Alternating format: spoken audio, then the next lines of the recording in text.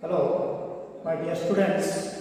I am Chandrasekhar, a lecturer, Sri Vinayaka High School, Benaknalli, Mannadi Taluk, Davangere district. Today, class poem 10 second language English.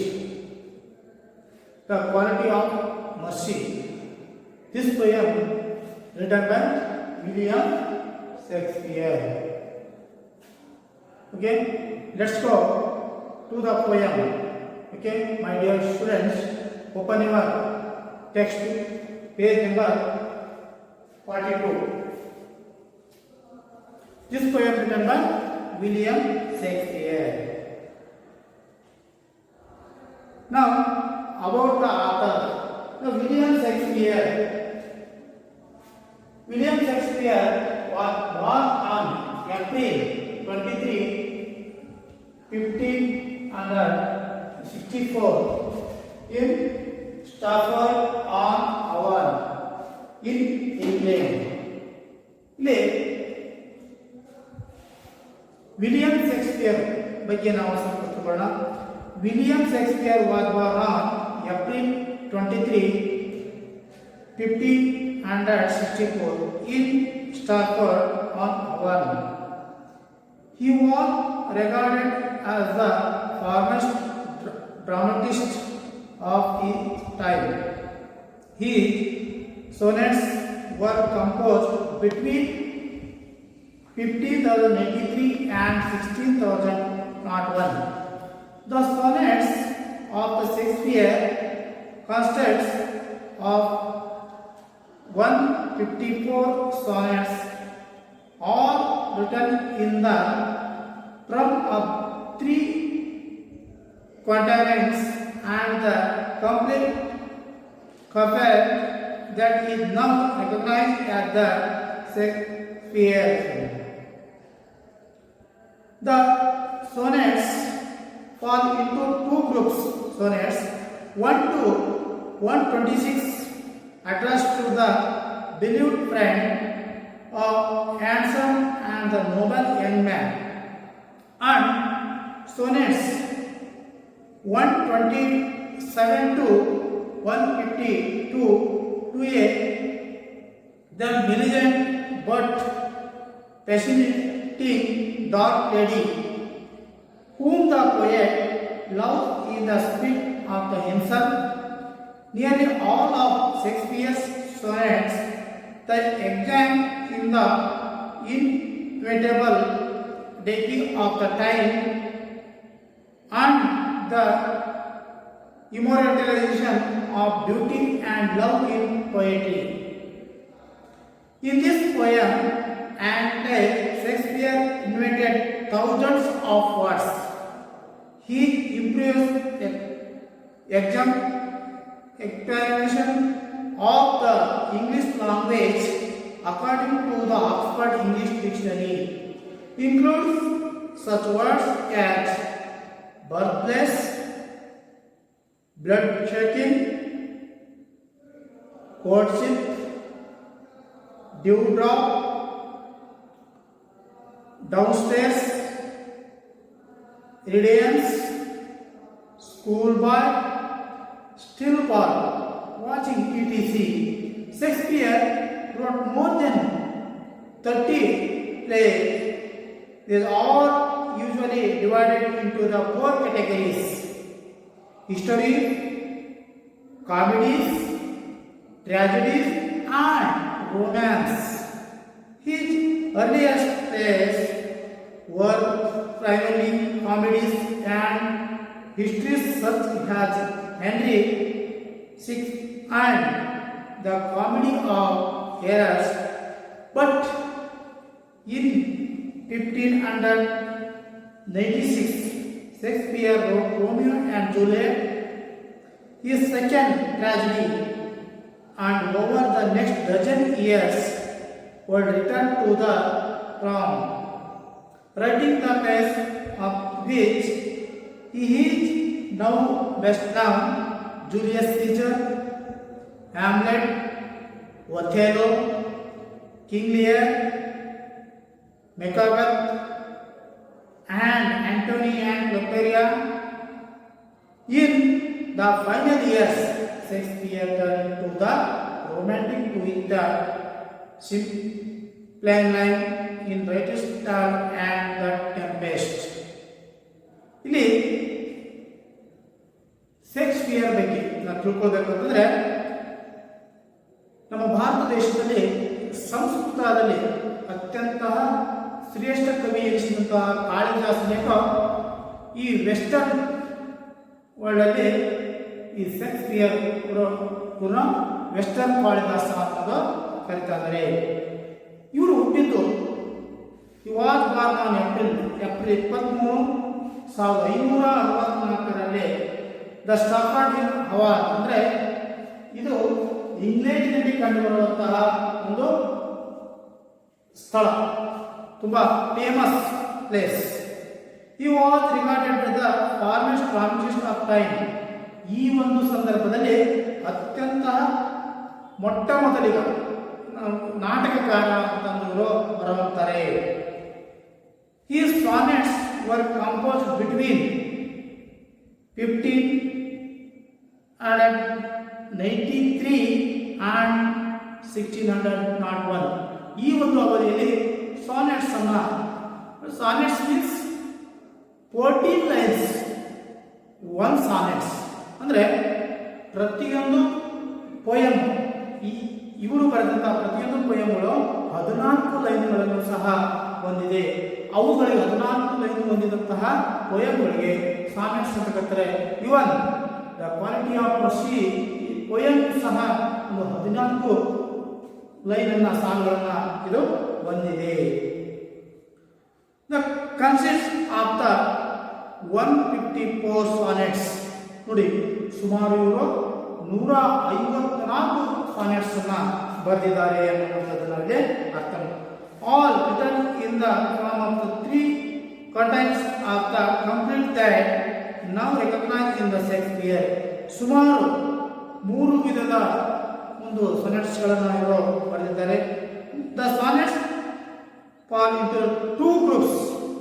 ಪ್ರಮುಖವಾದಂತಹ 2 ಗ್ರೂಪ್ಗಳಲ್ಲಿ, ಅಂದರೆ 1 to 26 1 group sonnets, 127 to 152 second group sonnets, ಇನ್ನು 2 ಸಾನೆಟ್ಸ್ third. ಹೀಗೆ 154 ಸಾನೆಟ್ಸ್ ನ ಬರೆದಿದ್ದಾರೆ ಅನ್ನುವಂಥ. ಇವರು ಅನೇಕ ಒಂದು ಪದಗಳನ್ನು ಸಹ ಇವರು ಪರಿಚಯಿಸಿದ್ದಾರೆ. In this poem Shakespeare invented thousands of words. Invented means ಪರಿಚಯಿಸು, ಡಿಸ್ಕವರಿ ಅಂದರೆ ಸಂಶೋಧನೆ, ಇದ್ದಂತಹ ಸ್ಥಳಗಳನ್ನು ಗುರುತಿಸುವುದು, ಹೊಸದನ್ನು ಕಂಡುಹಿಡಿದು ಇನ್ವೆನ್ಷನ್ ಅಥವಾ ಇನ್ವೆಂಟೆಡ್ ಅನ್ನೋದು. ಶೇಕ್ಸ್ಪಿಯರ್ ಇನ್ವೆಂಟೆಡ್ ಥೌಸಂಡ್ಸ್, ಸುಮಾರು ಇಂಗ್ಲಿಷ್ನಲ್ಲಿ ಸುಮಾರು ಸಾವಿರಾರು ಪದಗಳನ್ನು, ಹೊಸ ಪದಗಳನ್ನು ಹುಟ್ಟಿ ಹಾಕಿದಂಥ ಕೀರ್ತಿ ಈ ಶೇಕ್ಸ್ಪಿಯರಿಗೆ ಸಲ್ತಾ ಇದೆ ಅನ್ನೋದು. It improves the examination of the English language. English ಭಾಷೆಯಲ್ಲಿ ಒಂದು ಇಂಗ್ಲಿಷ್ ಭಾಷೆ ಸುಧಾರಣೆಗೋಸ್ಕರ ಸುಮಾರು ಸಾವಿರಾರು ಹೆಚ್ಚು ಹೊಸ ಪದಗಳನ್ನು ಪರಿಚಯಿಸಿದ್ದಾರೆ ಅನ್ನುವಂಥದ್ದು. According to the Oxford English dictionary, ಈ ಅಕಾರ್ಡಿಂಗ್ ಟು ಇಂಗ್ಲಿಷ್ ಡಿಕ್ಷನರಿ ಹೇಳುವ ಹಾಗೆ ಸುಮಾರು ಸಾವಿರಾರು ಪದಗಳನ್ನು ಇವರು ಹುಟ್ಟು ಹಾಕಿದ್ದಾರೆ ಅಂತೇಳಿ ಹೇಳುತ್ತೆ. ಇನ್ಕ್ಲೂಡ್ ದ ಸಚ್ ವರ್ಡ್ಸ್, ಕೆಲವೊಂದು ಪದಗಳನ್ನು ಇಲ್ಲಿ ಹೇಳಲಾಗ್ತದೆ. ಬರ್ತ್ ಪ್ಲೇಸ್, ನೋಡಿ ಬರ್ತ್ ಪ್ಲೇಸ್ ಅನ್ನುವಂಥದ್ದು ಮೊಟ್ಟ ಮೊದಲು ಇವರು ಒಂದು ಹುಟ್ಟಿ ಹಾಕಿದಂತಹ ಪದ. Birth place, blood shocking, courtship, dew drop, town star, stairs, radiance, school boy, still boy, watching dog. ಹೀಗೆ ವಾಕ್ ಡಾಗ್, ಹೀಗೆ ಹಲವಾರು ಪದಗಳನ್ನು, ಹೀಗೆ ಎಕ್ಸಾಂಪಲ್ ಇಂಥ ಹಲವಾರು ಪದಗಳನ್ನು ಇವರು ಇನ್ವೆನ್ಷನ್ ಅಂದ್ರೆ ಹೊಸ ಪದಗಳನ್ನು ಇವರು ಕಂಡುಹಿಡಿದಿದ್ದಾರೆ. Shakespeare wrote more than 30 plays. Plays means ನಾಟಕಗಳು. ಇವರು 30ಕ್ಕಿಂತ ಹೆಚ್ಚು ನಾಟಕಗಳನ್ನು ಶೇಕ್ಸ್ಪಿಯರ್ ಬರೆದಿದ್ದಾರೆ. There are usually divided into 4 categories. ಇವರು ತಾವು ಬರೆದಂತಹ 30ಕ್ಕಿಂತ ಹೆಚ್ಚು ನಾಟಕಗಳನ್ನು 4 ಭಾಗಗಳನ್ನಾಗಿ ಆ ನಾಟಕಗಳನ್ನು ತಿಳಿಸಿ ಯಾವ್ಯಾವ ಸಂಬಂಧಪಟ್ಟ ನಾಟಕಗಳು ಅಂತಂದ್ರೆ, ಫಸ್ಟ್ ಒನ್ ಹಿಸ್ಟ್ರಿಗೆ ಸಂಬಂಧಪಟ್ಟಂತಹ ನಾಟಕಗಳು, next comedy, tragedy and romance. ನೋಡಿ, there are 4 types divide the play. ಈ 4 ತರಹದ ನಾಟಕಗಳನ್ನು ಇವರು ಬರೆದಿದ್ದಾರೆ. ಈ earliest plays were the primarily comedies and histories such as Henry VI and the Comedy of Errors. But in 1596, Shakespeare wrote Romeo and Juliet and second tragedy. And over the next dozen years, he would return to them, writing a piece for which he is now the best known. ನೋಡಿ, ಇವರು ಬರೆದಂತಹ ಕೆಲವೊಂದು ನಾಟಕಗಳು ಹಾಸ್ಯಭರಿತವಾದಂತಹ ನಾಟಕಗಳನ್ನು ಬರೆದರು. ನಂತರ ಕೆಲವು ಐತಿಹಾಸಿಕ ಸಂಬಂಧಪಟ್ಟಂತಹ ನಾಟಕಗಳನ್ನು ಬರೆದರು. ಕೆಲವೊಂದು ರೊಮ್ಯಾಂಟಿಕ್ ಪ್ರೇಮಕ್ಕೆ ಸಂಬಂಧಪಟ್ಟದ್ದು, ನಂತರ ಟ್ರಾಜಿಡಿ ದುಃಖಾಂತ ನಾಟಕಗಳನ್ನು ಸಹ ಬರೆದಿದ್ದರು. ಅದರಲ್ಲಿ ಕೆಲವೊಂದನ್ನು ಹೇಳಿದಾಗ ರೋಮಿಯೋ ಜೂಲಿಯಟ್ ಅನ್ನುವಂಥದ್ದಾಗಿರ್ಬೋದು. ಈ second tragedy over the next dozen years return, 12 ವರ್ಷಗಳ ನಂತರ ವಾಪಸ್ಸಾಗಿ ಇವರು ಮತ್ತೆ ಹಲವಾರು ನಾಟಕಗಳನ್ನು ಇವರು ಬರೆದಿದ್ದಾರೆ. Julius Caesar, Hamlet, Othello, King Lear, Macbeth and Antony and Cleopatra. In final years, Shakespeare turned to the romantic with the Cymbeline, a stall of the Tempest. ಹೀಗೆ ತಿರುಗಾಡಿಸಿದಂತಹ ಹಲವು ಈ ತರನಾದಂತಹ ಲಾವಣಿ ಪದಗಳಾಗಿರಬಹುದು, ಕೆಲವೊಂದು ನಾಟಕಗಳನ್ನು ಇವರು ಬರೆದು ಸಂಸ್ಕೃತದಲ್ಲಿ ಕಾಳಿದಾಸ ಹೇಗೋ ಈ ವೆಸ್ಟರ್ನ್ನಲ್ಲಿ ಕಾಳಿದಾಸ ಅಂತ, ಈ 3 ಇಂಗ್ಲಿಷ್ನಲ್ಲಿ ತುಂಬ ಅದ್ಭುತ ಬರಹಗಾರರು, ನಾಟಕಕಾರರು, ಹೌದಾ, ಸಾಹಿತಿಗಳು ಅಂತ ನಾವಿಲ್ಲಿ ಕರೆದಿದ್ದೀವಿ. ಈಗ ಈ ಒಂದು ಶೇಕ್ಸ್ಪಿಯರ್ ಬರೆದಂತಹ ಏನು ಈ ಸಾನೆಟ್ಸ್ ನಲ್ಲಿ ಒಂದಾದಂತಹ ಕ್ವಾಲಿಟಿ ಆಫ್ ಮರ್ಸಿ ಅನ್ನುವಂತಹ ಪೋಯಮನ್ನು ನೋಡೋಣ. Okay, turn your page. This here is an extract from the play of The Merchant of Venice. Portia, one of main characters in play, the argues a mercy of the greatest virtue of all. ಇಲ್ಲಿ ಈ ಒಂದು poem ಹೇಗೆ ಪ್ರಾರಂಭ ಆಯಿತು, ಇದು the Merchant of Venice ಅನ್ನುವಂತಹ ಒಂದು ಶ್ರೇಷ್ಠ ನಾಟಕದಿಂದ ಆಯ್ದುಕೊಳ್ಳಲಾಗಿದೆ ಎನ್ನುವುದು. The quality of mercy extract ಆಯ್ದುಕೊಳ್ಳುವಂಥದ್ದು. ಆದ್ದರಿಂದ ದ ಮರ್ಚೆಂಟ್ ಆಫ್ ವೆನಿಸ್ ಅನ್ನುವಂತಹ ಇದರಿಂದ ಆಯ್ದುಕೊಳ್ಳಲಾಗಿದೆ ಎನ್ನುವುದು. ಇಲ್ಲಿ ಇದಕ್ಕಿಂತ ಪೂರ್ವದಲ್ಲೇ ನಾವು ಈ ಕ್ವಾಲಿಟಿ ಆಫ್ ಮರ್ಸಿ ಅಂದರೆ ದಯೆ ಅಥವಾ ಕರುಣೆ, ದಯೆ ಅಥವಾ ಕರುಣೆ ಹೇಗೆ ಬಂತು ಅನ್ನುವಂಥದ್ದು ಈ ಒಂದು ಪದ್ಯದಲ್ಲಿ ನಾವು ತಿಳ್ಕೊಳ್ಬೇಕಂದ್ರೆ, ಅದಕ್ಕಿಂತ ಪೂರ್ವದಲ್ಲಿ ಈ ಕ್ವಾಲಿಟಿ ಆಫ್ ಮರ್ಸಿ ಪೋರ್ಷಿಯಾ ಅವರು ಒಂದು ಸಂದರ್ಭದಲ್ಲಿ ಹೇಗೆ ಹೇಳಿದ್ದು, ಆ ಪೋರ್ಷಿಯಾ ಹೇಳಿದಂತಹ ಒಂದು ಇದನ್ನೇ ಈ ಪೋಯಮನ್ನು ಸಾನೆಟ್ಸನ್ನು ಹೇಳಲಾಗಿದೆ. ಇಲ್ಲಿ the Merchant of Venice, Venice ಎಂಬ ಒಂದು ದೊಡ್ಡ ಮಹಾನಗರದಲ್ಲಿ ಇಲ್ಲಿ ಆಂಟಾನಿಯೋ ಆ್ಯಂಡ್ ಸೈಲಾ ಮತ್ತು ಬಸ್ಸಾನಿಯೋ ಹಾಗೂ ಪೋರ್ಷಿಯಾ ಮಧ್ಯೆ ನಡೆದಂತಹ ಒಂದು ಘಟನೆ ಏನಂತಂದ್ರೆ, ಅತ್ಯಂತ ಕರುಣಾಜನಕ, ಬಡವರಿಗೆ ಸಹಾಯವನ್ನು ಮಾಡುವಂತಹ ಗುಣ, ಕಷ್ಟ ಕಾಲದಲ್ಲೂ ಎಲ್ಲ ತರನಾದಂತಹ ಇಲ್ಲಿ ದಾನ ಧರ್ಮವನ್ನು ಮಾಡುವಂತಾನೆ ಅಂತಂದ್ರೆ ಆ ವೆನಿಸಿನ ಒಬ್ಬ ಶ್ರೇಷ್ಠ ಟ್ರೇಡ್ ಅಂದರೆ ವ್ಯಾಪಾರಿಯಾಗಿ ಇದ್ದಂತಹ ಒಬ್ಬ ಆಂಟಾನಿ, ಇವನು ಪ್ರತಿಯೊಬ್ಬ ಬಡವರಿಗೆ ಬಕರಿಗೆ ಇವನು ತಾನು ಹಣವನ್ನು ದಾನ ಮಾಡುವಂಥದ್ರಲ್ಲಿ ಹೆಸರುವಾಸಿಯನ್ನು ಪಡ್ಕೊಂಡದ್ದು. ಆದರೆ ಅದರಿಂದ ಯಾವುದೇ ತರನಾದಂತಹ ಬಡ್ಡಿ ಆಗಲಿ ಹೆಚ್ಚಿನ ಹಣವನ್ನು ವಸೂಲಿ ಮಾಡುವಾಗ ಯಾವುದನ್ನು ಮಾಡ್ತಾ ಇದ್ದರು. ಅಂಥ ಸಂದರ್ಭದಲ್ಲಿ ಇನ್ನೊಬ್ಬ ಆ ಶ್ರೇಷ್ಠ ಅವನು ಸಹ ಆ ವೆನಿಸಿನ ವ್ಯಾಪಾರಿ ಯಾರಂತಂದ್ರೆ ಸೈಲಾಕ್. ಈ ಸೈಲಾಕ್ ಈ ಒಂದು ಅಂಟಾನಿಯ ಹೆಸರನ್ನು ಕೇಳಿ ಪಟ್ಟಿ ಉರಿಸ್ಕೊಂತಾನೆ. ಯಾಕೆಂತಂದ್ರೆ ಅವನು ಇಡೀ ಎಷ್ಟು ಜನಪ್ರಿಯತೆಯನ್ನು ಹೊಂದಿದ್ದಾನೆ ಅಂತಂದು ಏನಾದರೂ ಮಾಡಿ ನಾನು ಅವನ ಮೇಲೆ ಶೇರ್ ತೀರಿಸಬೇಕು ಅಂತಂದು ಒಂದು ಸ್ವಲ್ಪ ಅವನಲ್ಲೇ ಮನಸ್ಸಲ್ಲಿ ಇಟ್ಕೊಂಡಿರುತ್ತೆ. ಅಂಥ ಸಂದರ್ಭವನ್ನು ಸರಿ ಬಂದಿರಬೇಕು. ಅದು ಏನಂತಂದ್ರೆ ಇಲ್ಲಿ ಒನ್ ಟೈಮ್ ಬಸ್ಸಾನಿಯೋ ಅನ್ನುವಂಥವನು ಈ ಆಂಟೋನಿಯ ಒಬ್ಬ ಒಳ್ಳೆ ಬೆಸ್ಟ್ ಫ್ರೆಂಡ್.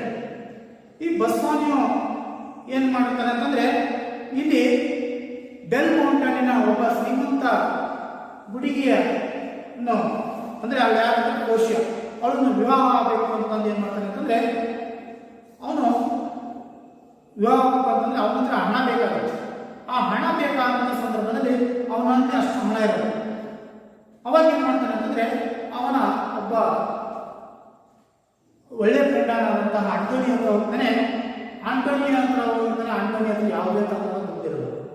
ಏಕೆಂತಂದ್ರೆ ಇನ್ನೇನು ಕೆಲವೇ ದಿನಗಳಲ್ಲಿ ಅವನ ವ್ಯಾಪಾರಕ್ಕೆ ಹೋಗುವಂಥ ಹಣಗಳು ವಾಪಸ್ ಬರುವಂತಹ ಸಂದರ್ಭದಲ್ಲಿ ಇವನ ಹತ್ರ ದುಡ್ಡಿರಲ್ಲ. ಆದರೂ ಸಹ ಏನ್ ಮಾಡ್ತಾನೆ ಅಂತಂದ್ರೆ ಆಂಟೋನಿಯೋ ನನ್ನ ಫ್ರೆಂಡ್ ಕೇಳಿದಾನಲ್ಲ, ಒಂದು ಒಳ್ಳೆ ಬೆಸ್ಟ್ ಫ್ರೆಂಡ್ ಆಗಿರೋದ್ರಿಂದ ಫ್ರೆಂಡ್ ಕೇಳಿದ್ರೆ ಆ ಫ್ರೆಂಡ್ಗೆ ಹೆಲ್ಪ್ ಮಾಡಬೇಕು ಅಂತಂದು ಏನಾದರೂ ಮಾಡಿ ಹೆಲ್ಪ್ ಮಾಡ್ತೀನಿ ಅಂತ ಅವನಿಗೆ ಭಾಷೆ ಕೊಡ್ತಾನೆ.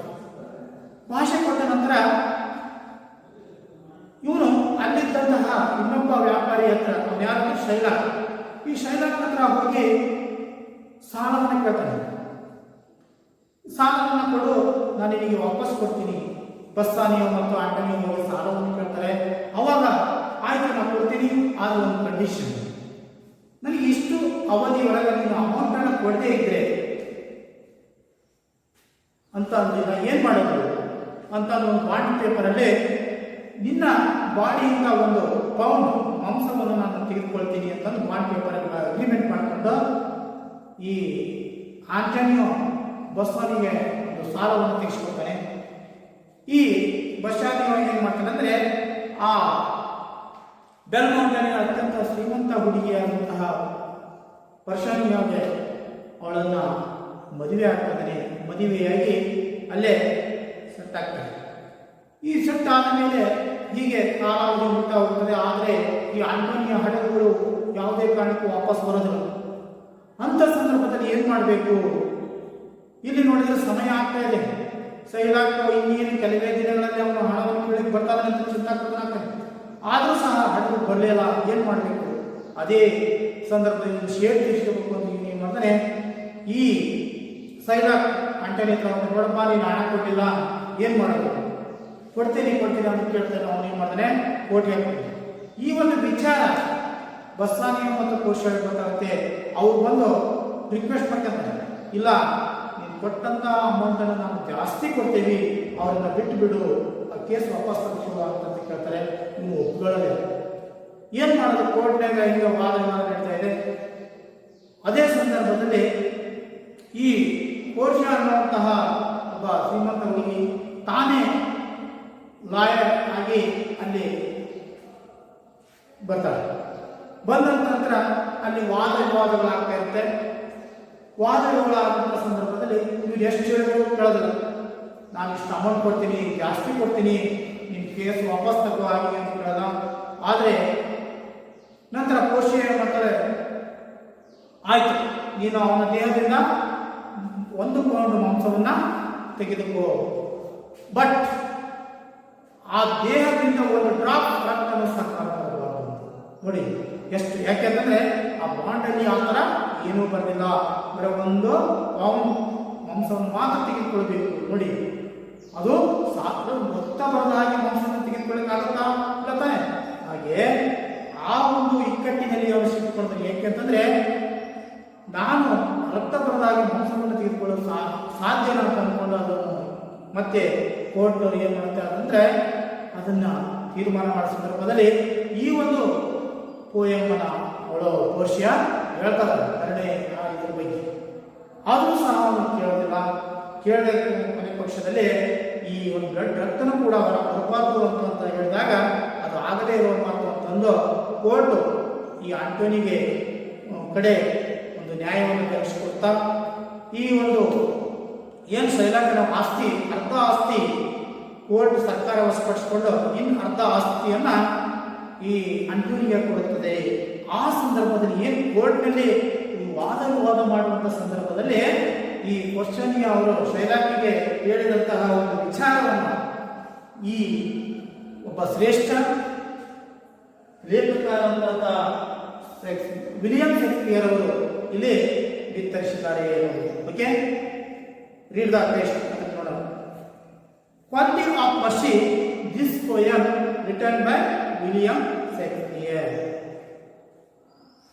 The quality of mercy is not tried. It droppeth as the gentle rain from heaven upon the place beneath. It is twice blessed. It blessed him that gives and him that takes. Is mightiest in the mightiest it becomes. The throne monarchs better than each crown. Each captures serves the force of temporal power. The attribute to awe and majesty, wherein does sit the and fear of kings. But mercy is above this captures away. It is entered in the heart of kings. It is an attribute to God Himself, and earthly power doth then so like His God.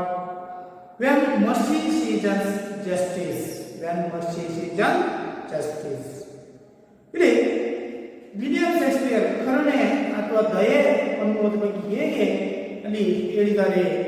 ಇಲ್ಲಿ ಆ ಪೋಷಿಯರು ಹೇಗೆ ಹೇಳಿದ್ದಾರೆ ಅಂದರೆ the quality of mercy, ಆ ಒಂದು ದಯೆ ಕರುಣೆ ಅನ್ನುವಂಥದ್ದು is not strain is fresh, ಒತ್ತಾಯ ಪೂರ್ವಕವಾಗಿ ಬರೋದಲ್ಲ. ಅಂದರೆ ದೈವಿ ಗುಣ ಅಥವಾ ಕರುಣೆ ಅನ್ನುವಂಥದ್ದು ಯಾವುದೇ ರೀತಿಯ ಒತ್ತಾಯದಿಂದ ಬರುವಂಥದ್ದಲ್ಲ. ಈ drop gentle rain from haven, ಅದು ಹೇಗೆ ಬರುತ್ತೆ ಅಂತಂದ್ರೆ ಹೆವನ್ ಸ್ವರ್ಗದಿಂದ ಒಂದು drop the difficult words meaning drops. ಇಲ್ಲಿ ಡ್ರಾಪ್ ಅಂದ್ರೆ ಜೆಂಟಲ್ ರೈನ್, ಮೃದುವಾದ ಮಳೆಯ ಹನಿಯ ರೂಪದಲ್ಲಿ, ಸ್ವರ್ಗದಿಂದ ಹನಿಯ ರೂಪದಲ್ಲಿ ಕೆಳಗಡೆ ಬರುತ್ತೆ. ನೋಡಿ ಎಷ್ಟು ಸುಂದರವಾಗಿ ಅದನ್ನ ಹೋಲಿಸಿದ್ದಾರೆ ಅನ್ನುವಂಥದ್ದು, ಹೌದಾ? This line is figures of speech simile. It drops the gentle rain from heaven. ಇದು ಸಿಮಿಲಿ ಅಂದ್ರೆ ಈ ತರನಾದಂತ ಫಿಗರ್ಸ್ ಆಫ್ ಸ್ಪೀಚ್ ಕೇಳಿದ್ದಾರೆ. Upon the place it is twice blessed ಅಂದ್ರೆ ಈ ಒಂದು ಭೂಮಿಯ ಕೆಳಗಡೆ, ಭೂಮಿಯ ಮೇಲ್ಗಡೆ ಅದು ಹೇಗೆ ಬರುತ್ತೆ. It is twice blessed, twice is double ಅಂದ್ರೆ ಅದು ಒಂದು ದ್ವಿಗುಣವಾಗಿ ಅದು ಬ್ಲಶ್ ಆರೈಕೆ ಅನುಗ್ರಹವನ್ನ ಮಾಡುತ್ತದೆ. ಅಂದ್ರೆ ಅದರ ದುಪ್ಪಟ್ಟು ನಾವು ಅದನ್ನ ಆರೈಕೆಯನ್ನ ಮಾಡ್ತಾ ಇದೆ. ಅದು ಹೇಗೆ ಆರೈಕೆ ಮಾಡ್ತದೆ ಅಂದ್ರೆ it blessed in that gives and in that takes. ಅಂದ್ರೆ ನಾವು ಇಲ್ಲಿ ಕೊಡುವುದರಿಂದನೂ ಸಹ ನಮಗೆ ಕರುಣೆ ಅನ್ನೋದು ಬರುತ್ತೆ. ಅಂಡ್ ಇನ್ ದಟ್ ಟೇಕ್ಸ್ ಅಂದ್ರೆ ತೆಗೆದುಕೊಳ್ಳುವುದರಿಂದ ನಮಗೆ ಕರುಣೆ ಅನ್ನೋದು ಟ್ವೈಸ್ ಬ್ಲೆಸ್ಡ್, ಎರಡು ಪ್ರಕಾರದ ಕರುಣೆಗಳಿಗೆ ಬರ್ತಾ ಇದೆ. ಇಟ್ ಈಸ್ ಮೈಟಿಯಸ್ಟ್ ಇನ್ ದ ಮೈಟಿಯಸ್ಟ್, ಇದು ಅತ್ಯಂತ ಶಕ್ತಿಶಾಲಿ, ಅತ್ಯಂತ ಶಕ್ತಿಶಾಲಿ, ಮೈಟಿಯಸ್ಟ್, ಪವರ್ಫುಲ್. ದ ಮೈಟಿಯಸ್ಟ್ ಇಸ್ ಅನ್ನುವಂತಹ ಒಂದು ಶಕ್ತಿ ಅನ್ನುವಂಥದ್ದು, ಕರುಣೆ ಅನ್ನುವಂಥದ್ದು ಅದು ತುಂಬಾ ಶಕ್ತಿಶಾಲಿ ಅನ್ನುವಂಥದ್ದು. The throne most greater than his crown. ಮತ್ತೆ ಹೇಳಿದ್ರೆ ಈ ಒಂದು ಮರ್ಸಿ ಅನ್ನುವಂಥದ್ದು ಎಷ್ಟು ಶಕ್ತಿಶಾಲಿ ಅಂತಂದ್ರೆ ದ ಥ್ರೋನ್ ಮೊನಾಸ್ಟ್ ಮೀನ್ಸ್ ಕಿಂಗ್. ಮೊನಾಸ್ಟ್ ಮೀನ್ಸ್ ಕಿಂಗ್ ಅಂದ್ರೆ ಒಬ್ಬ ರಾಜನ ಬೆಟರ್ ದನ್ ಹಿಸ್ ಕ್ರೌನ್, ಒಬ್ಬ ರಾಜನಿಗೆ ಕಿರೀಟಕ್ಕಿಂತ, ರಾಜನ ಧರಿಸುವಂತಹ ಕಿರೀಟಕ್ಕಿಂತ ಇದು ಅವನ ಥ್ರೋನ್ ಮೀನ್ಸ್ ಸಿಂಹಾಸನರೂಢರಾದಂತಹ ರಾಜನ ಕಿರೀಟಕ್ಕಿಂತ ಇದು ಅತ್ಯಂತ ದೊಡ್ಡದು ಅನ್ನುವಂಥದ್ದು. His capture shows the force of temporal power. ನೋಡಿ ಆ ರಾಜ ಇಲ್ಲಿ captures means decorated for the carried by a king and queen. ಅಂದ್ರೆ ಒಬ್ಬ ರಾಜ ಅಥವಾ ರಾಣಿಯರು ತಾವು ಏನು ರಾಜದಂಡ ಅಂತ ಕರೀತಾರೆ, ಸ್ಕಾಪ್ಚರ್, ರಾಜ ಅಧಿಕಾರಗಳಲ್ಲಿ ತಾವು ಹಿಡಿದುಕೊಳ್ಳುವಂತಹ ಒಂದು ಸಾಧನ ಸ್ಕಾಪ್ಚರ್ ಅಂತ ಕರೀತಾರೆ. ಅಂತಹ ಒಂದು ಸಾಧನಕ್ಕಿಂತ ಈ ಒಂದು ಮರ್ಸಿ ಅನ್ನುವಂಥದ್ದು ಬಹಳ ದೊಡ್ಡದು ಅದು. But sceptre is temporal power. ಈ ಒಂದು ಸ್ಕಾಪ್ಚರ್ ರಾಜದಂಡ ಅನ್ನುವಂಥದ್ದು ಟೆಂಪ್ರಲ್ ಒಂದು ಏನಂತಂದ್ರೆ ಬಹಳ ಪ್ರಾಪಂಚಿಕ ಅಧಿಕಾರವನ್ನು ಹೊಂದಿರುವಂಥದ್ದು, ತಾತ್ಕಾಲಿಕ ಅಧಿಕಾರವನ್ನು. ಬಟ್ ಮರ್ಸಿ ಎನ್ನುವಂಥದ್ದು ದ ಶಾಶ್ವತ ಪರ್ಮನೆಂಟ್ ಪವರ್ ಅನ್ನುವಂಥದ್ದಲ್ಲಿ ಹೇಳಲಾಗಿದೆ. The attribute to awe and majesty. ಈ ಒಂದು ಕರುಣೆ ಅನ್ನುವಂಥದ್ದು ಯಾವುದೇ ತರನಾದಂತಹ ಒಂದು ಹೊರಗಿನಿಂದ ಬರುವಂಥದ್ದಲ್ಲ. ದ ಅವೇ ಭಯ, ಮೆಜೆಸ್ಟಿ, ಘನತೆ, ಗಾಂಭೀರ್ಯದಿಂದ ಹೊಂದಿರುವಂಥದ್ದು. Very does are dead and fear of kings. ಹೌದಾ? ಯಾವ ರಾಜ ಒಬ್ಬ ಅಂಜಿಸಿದ ಡೇರ್ ಅಂಜಿಸುವುದು, ಫಿಯರ್ ಆಫ್ ಕಿಂಗ್ಸ್, ಯಾವ ರಾಜ ಅಂಜಿ ಕಳೆಯೋದು ನಡೀತದನೋ ಅದಕ್ಕಿಂತ ಸಂದರ್ಭದಲ್ಲಿ ಇವತ್ತು ಎದುರ್ತಾ ಇದ್ದಾರೆ, ಅದಕ್ಕಿಂತ ದೊಡ್ಡದು ಅನ್ನೋದು. But mercy is about captures away. ಈ ಒಂದು ಮರ್ಸಿ ಅನ್ನುವಂಥದ್ದು ಆ ರಾಜ್ಯದಿಂದ ಇನ್ನು ಅಳಿಸಿ ಹಾಕುವಂಥ ಅಧಿಕಾರವನ್ನ ಹೊಂದಿದೆ. ಸೊ ಅವೇ ರಾಜ್ಯದಿಂದ ಹೊಂದಿದೆ ಅನ್ನೋದು. It is entered in the heart of kings. ಇಲ್ಲಿ ಮರ್ಸಿ ಅನ್ನುವುದು ಯಾವ ರಾಜನ ಒಂದು ಹೃದಯವನ್ನು ಹೊಂದಿರುತ್ತದೆಯೋ ಅಂತಹ it is attribute to God himself. ಅವನನ್ನ ಒಂದು ದೇವರ ಗುಣಧರ್ಮ ಹೊಂದಲಿಕ್ಕೆ ಸಾಧ್ಯತೆ. ಅಂದ್ರೆ ಯಾವ ರಾಜ ಈ ಕರುಣೆ, ದಯೆ ಅನ್ನುವಂಥದ್ದು ಅವನನ್ನು ನಾವು ದೇವರ ಪ್ರತಿನಿಧಿ ಅನ್ನು ಕರೀಲಿಕ್ಕೆ ನಾವು ಕರೆಯಬಹುದು ಅಂತ ಹೇಳ್ತಾರೆ. ಅಂದ್ರೆ ಅವನು ದಯಾಪರನು, ಪ್ರೇಮಮಯಿಯು ಅನ್ನಿಸಲಿಕ್ಕೆ ಸಾಧ್ಯತೆ ಇದೆ. ಅಂದ್ರೆ ದೈವದ ಗುಣಗಳನ್ನೂ ಸಹ ಅವನು ಅಳವಡಿಸೇ ದೇವರಾಗಿ ಬರುತ್ತಾನೆ. ಯಾವಾಗ ಈ ಮರ್ಸಿ ಅನ್ನುವಂಥ ಗುಣಗಳನ್ನು ಅಳವಡಿಸ್ತಾರೆ, ಕ್ವಾಲಿಟಿ ಆಫ್ ಮರ್ಸಿ ಗುಣಗಳನ್ನು ಅಳವಡಿಸಿಕೊಂಡಾಗ ಮಾತ್ರ ಅವನು ದೇವರಾಗಲಿಕ್ಕೆ ಸಾಧ್ಯತೆ ಇದೆ. And earthly power does then shows like its gods. ಈ ಭೂಮಿಯ ಮೇಲೆ ಅತ್ಯಂತ ಶಾಶ್ವತವಾಗಿ ಉಳಿದುಕೊಳ್ಳಲಿಕ್ಕೆ ಸಾಧ್ಯ ಯಾವಾಗ? Mercy is justice.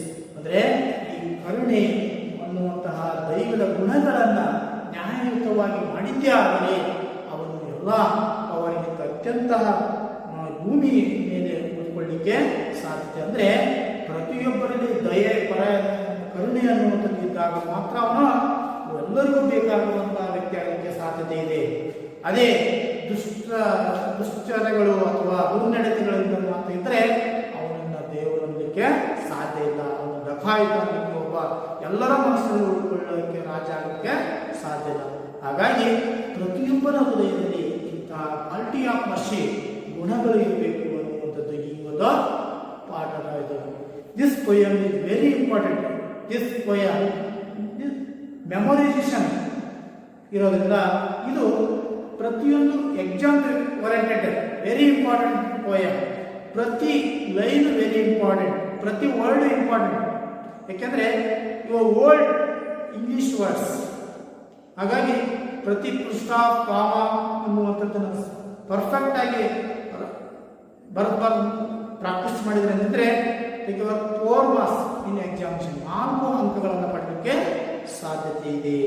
ಹಾಗಾಗಿ ಪ್ರತಿ ಒಂದು ಈ ಒಂದು ಏನು ಸಾನೆಟ್ಸ್ 14 ಲೈನ್ ನಾವು ಪೊಯಮನ್ನು ಪರ್ಫೆಕ್ಟ್ ಮಾಡ್ಕೊಂಡಿದ್ದೆ ಆದರೆ ನೀವು ಒಳ್ಳೆಯ ಮಾರ್ಕ್ಸ್ಗಳನ್ನು ಪಡಲಿಕ್ಕೆ ಸಾಧ್ಯತೆ. This poem is completed. Next ನೆನಪಿಟ್ಕೊಳ್ಬೇಕು ಅಂತಂದರೆ ಇದನ್ನು ಒಂದು ಪದ್ಯದ ರೂಪದಲ್ಲಿ, ಹಾಡಿನ ರೂಪದಲ್ಲಿ ನೆನಪಿಟ್ಟುಕೊಂಡಾಗ ಮಾತ್ರ ಅದು ನಮಗೆ ನೆನಪಿಡಲಿಕ್ಕೆ ಸಾಧ್ಯತೆ ಇದೆ, ಬೇಗನೆ ಕಲಿಯಬಹುದು. ಹಾಗಾದರೆ ಸ್ವಲ್ಪ ನನ್ನದೇ ಆದಂತಹ ರಾಗವನ್ನು ಬರೆದಿದೆ. Quality of mercy, this poem written by William Shakespeare. The quality of mercy is not right. The quality of mercy is not right. It dropped the gentle rain from heaven. It dropped the gentle rain from heaven. Upon the place beneath, it is twice blessed. Upon the place beneath, it is twice blessed. It blessed in that use and in that day. Mightiest in the mightiest, it becomes the quality of mercy is not right. It dropped the gentle rain from heaven. Upon the place beneath, it is twice blessed. It blessed in that use and in that day. It mightiest in the mightiest, it becomes the throne mother better than.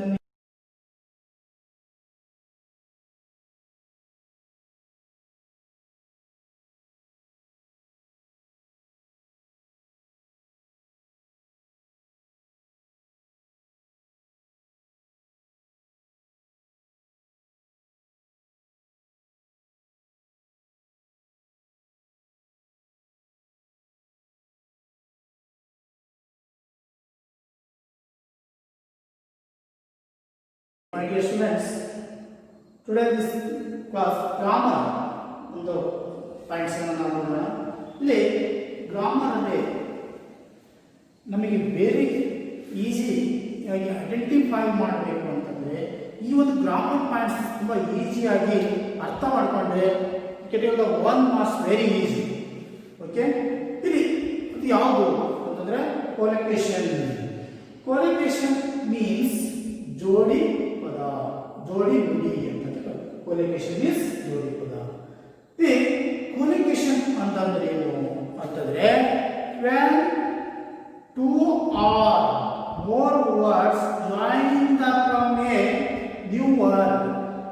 ಅದಾ when two or more words join to from a new words that have its the own meaning, that is called collocation. ಅಂದ್ರೆ ಎರಡು ಅಥವಾ ಎರಡಕ್ಕಿಂತ ಪದಗಳನ್ನು ಜೋಡಿಸಿ ಹೊಸ ಅರ್ಥವನ್ನು ಕೊಡುವಂಥದ್ದು. ಅಂದ್ರೆ ಒಂದಕ್ಕೆ ಮತ್ತೊಂದು ಪದವನ್ನು ಸೇರಿಸಿದರೆ ಇಲ್ಲಿ ಹೊಸ ಅರ್ಥವನ್ನು ಕೊಡುವಂಥದ್ದು ಇದು ಜೋಡಿ ಪದ.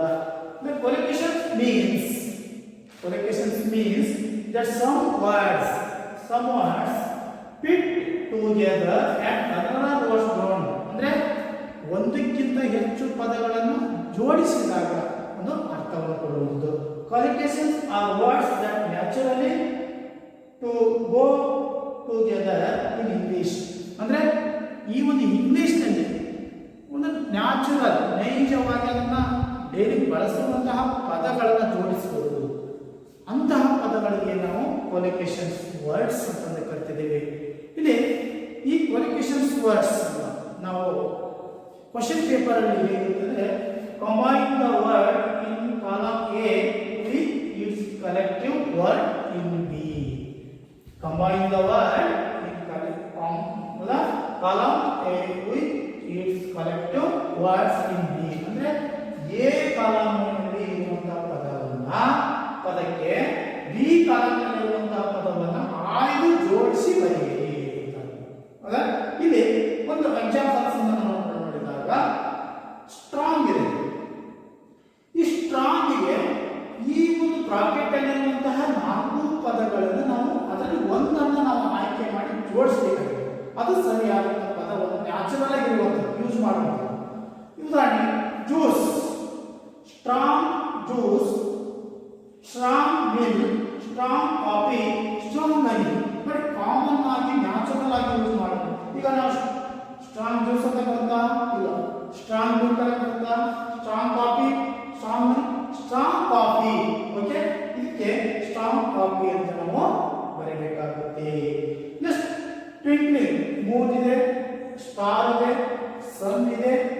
ಬರ್ತಿದೆ. ಈ 4 ಪದಗಳಲ್ಲಿ ಒಂದನ್ನು ಮಾತ್ರ ನಾವು ಸರಿಯಾಗಿ ಆಯ್ಕೆ ಮಾಡಿದಾಗ twinkling star, twinkle twinkle little star ಅಲ್ಲ, ಹಾಗೆ ಟ್ವಿಂಕ್ಲಿಂಗ್ ಸ್ಟಾರ್ ಅನ್ನುವಂಥದ್ದು. ಹನಿಗೆ ಸ್ಟಾರ್ ಆರ್ ಮೂನ್ ಜಾಯ್, ಇಲ್ಲಿ ಯಾವ ಹನಿ ಮೂನ್ ಅನ್ನುವಂಥದ್ದು. Charming girl book answer or, ಇಲ್ಲಿ ಚಾರ್ಮಿಂಗ್ ಗರ್ಲ್ ಅನ್ನುವಂಥದ್ದು. ಹೀಗೆ ಈ ತರನಾದ ಹಲವಾರು ಪದಗಳನ್ನು ನಾವು ಈ ಒಂದು ಇಂಗ್ಲಿಷ್ನಲ್ಲಿ ಈ ಗ್ರಾಮರ್ ಪಾಯಿಂಟ್ಸ್ ಅಲ್ಲಿ ತುಂಬಾ ಈಸಿಯಾಗಿ ಈ SSLC ನಿಮಗೆ ಆಲ್ಮೋಸ್ಟ್ ಬಹಳ ಈಸಿಯಾದಂತಹ ಒಂದು ಕ್ವಶನ್ ಯಾವುದು ಅಂದರೆ ಇದು ಸಹ ಒಂದು ಅದರಲ್ಲಿ ಈಗ ಹಲವಾರು ತರಹದ ಟೇಬಲ್ ಸಾಲ್ಟ್ ಆಗಿರ್ಬೋದು, ಪೋಸ್ಟ್ ಬಾಕ್ಸ್ ಆಗಿರ್ಬೋದು, ಬ್ರಿಕ್ಸ್ ವಾಕ್ ಆಗಿರ್ಬೋದು, ಬುಕ್ ವಾರ್ಮ್ ಆಗಿರ್ಬೋದು, ಆಮೇಲೆ ಪೊಲೀಸ್ ಸ್ಟೇಷನ್ ಆಗಿರ್ಬೋದು, ಆಮೇಲೆ ವಾಕ್ ಕಾಕ್ ಆಗಿರ್ಬೋದು, ವಾಕ್ ಕಾಕ್ ಅನ್ನುವಂಥದ್ದು, ಆಮೇಲೆ ಫಾಸ್ಟ್ ಟ್ರೈನ್ ಆಗಿರ್ಬೋದು, ಹೌದಾ, ಆಮೇಲೆ ನೆಕ್ಸ್ಟ್ ಜೆಂಟಲ್ ಡ್ರೈವ್ ಅನ್ನುವಂಥದ್ದು, ಆರ್ ಕ್ವಿಕ್ ಅನ್ನುವಂಥದ್ದಾಗಿರ್ಬೋದು ಅಂತ, ಆಮೇಲೆ ಲ್ಯಾಂಡ್ ಲಾರ್ಡ್ ಅನ್ನುವಂಥದ್ದಾಗಿರ್ಬೋದು. ಹೀಗೆ ಹಲವಾರು ತರನಾದಂತಹ ಪದಗಳನ್ನು ಇಲ್ಲಿ ನಾವು ಇಂಗ್ಲೀಷಲ್ಲಿ ಬಹಳ ಈಸಿಯಾಗಿ ನ್ಯಾಚುರಲ್ ಆಗಿ ಇಲ್ಲಿ ಬಳಸ್ತಾ ಇದ್ದೀವಿ. Very important grammar points is very easy ಸಹ ಒಂದು ಅನ್ನುವಂಥದ್ದು ಎಲ್ಲ ಅರ್ಥ ಆಯಿತು ಅಂದ್ಕೊಂಡಿದ್ದೀನಿ. ನೆಕ್ಸ್ಟ್ ಕ್ಲಾಸಲ್ಲೇ ಮತ್ತೆ ಬೇರೆ ಗ್ರಾಮರ್ ಪಾಯಿಂಟ್ಸನ್ನು ನಾವು ಕಂಟಿನ್ಯೂ ಮಾಡೋಣ. ಓಕೆ, ಬಾಯ್.